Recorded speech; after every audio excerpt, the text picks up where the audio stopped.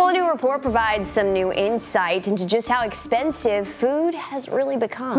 Well, recent numbers reveal we haven't seen groceries like this in 3 decades. Yikes. ABC's Andrew Dymburt breaks down the data. Rising food prices are taking a bigger bite out of household budgets. The Wall Street Journal reports Americans have not spent this much on food in 30 years. In 1991, consumers spent 11.4% of their income on food, and today the latest data shows that figure at 11.3%. Egg prices were back up again. Meat products also saw some big jumps. Also, carbonated beverages, soda prices jumped a lot. Things that we all enjoy where prices are still jumping. Overall, inflation has cooled in the past 2 years, but grocery costs are stubbornly high. Experts blame several factors, including higher labor costs and record low cattle numbers driving up the cost of beef and steak. In some cases, it's strong demand. In other cases, a limited supply. Other cases, weather events. It's a mixed range of factors that are driving the price increases. Grocery prices rose 1.2% last month compared to the same time last year, but the cost of eating out in restaurants surging much higher by more than 5%.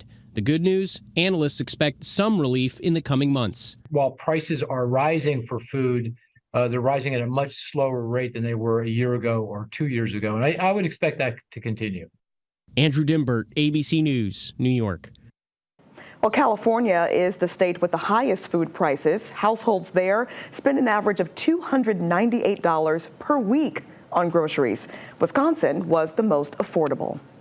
Well, as Americans deal with rising cost of living, it's important to plan for an unexpected crisis. But if you haven't been saving up an emergency fund, you're not alone. A recent study from Bakerate found that 44% of Americans could financially handle a $1,000 unexpected expense. As many as 66% of participants would be worried about their finances if they lost their main source of income.